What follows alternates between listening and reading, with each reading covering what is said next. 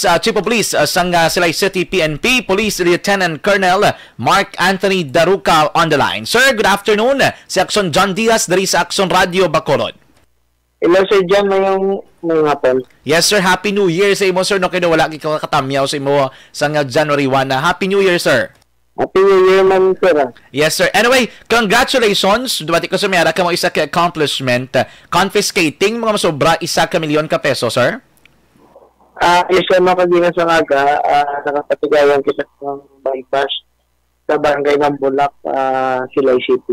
Sir, tell us, ano ning backgrounds ng subject nga si Elmir Abela Jr., sir?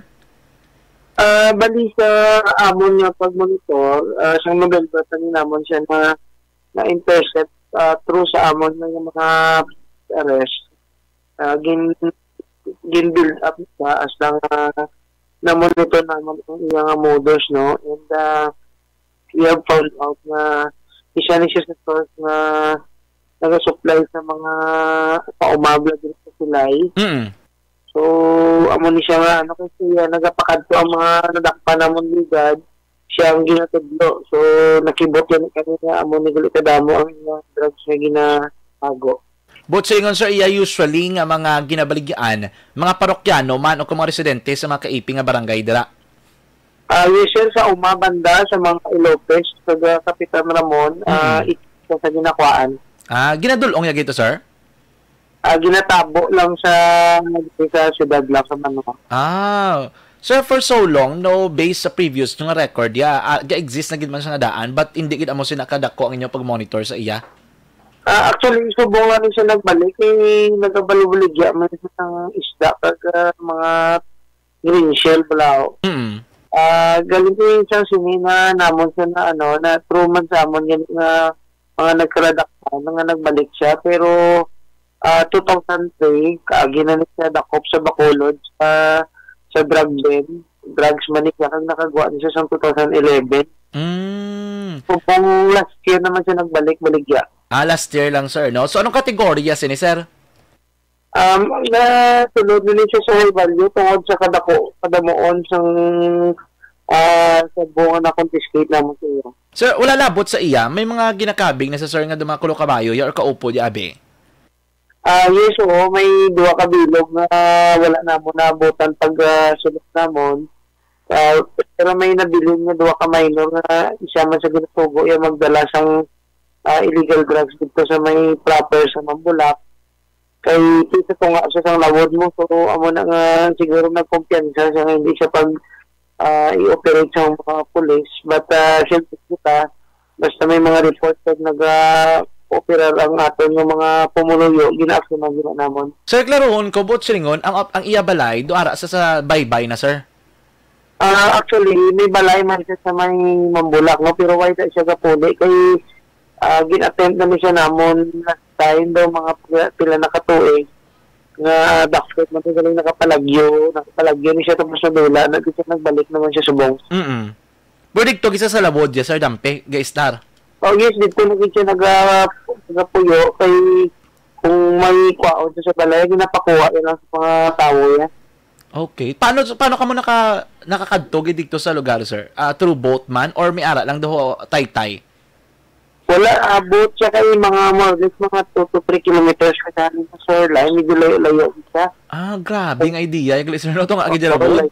Layo siya. So, nagtandak kita sa surveillance and tapos nag-stick out kita sa medyo layo-layo nga tangkop para maobserbahan na nagagawa sulod ng mga tao na dito sa iyang balay-balay.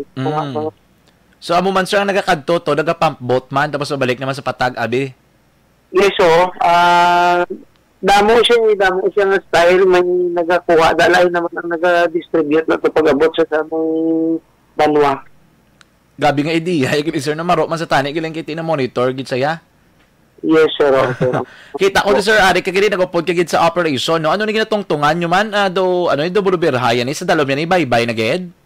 Oo, sir, kay tangkop na sir mo, baligin butangan ng tapag sa tabaw nga makatulog ng tao, mga siguro maximum o mga anong katao, pwede ka mag-stay sa bahay do kwarto-kwarto, yes, babaw. Daw gina, dra man guro, sir, ano man sila guro, no? Session man sila? Oo, kay pag-interview namon kanina sa duha ka minor, sa gabi naggamit pa sila mo. Ini silang na-recover, naman doon mga nasipad-sipad na, no? Ready for distribution agad. Kung makita mo siya ng picture, may duwa na dangan sa medyo damo-damo, amo nang wala pa, pero ang mga nagagmay-gagmay na pang sipad-sipad yan na. Oh, mayo lang kanila wala resistance apart. Kay di ba doon may mga armas nga na-recover man? Siguro na wala man siya naka-expectar kay nagkumpiyansa siya sa atong na police po surveyor kay iniiman mo kilalaan mo so ginpasulod yung pag-alit sa sunod sa iya kwarto. Oo. Dito according sa atong po surveyor dito niya na-discoveryan ng nag-packing kato sila sa sulod sa kwarto. Ongoing ang packing pag-abot gali. Gagmay bala? Mga tag-worth 1,000 lang ang mga pack. Sir, armas, no? May handmade shotgun, tapos may caliber 38 revolver.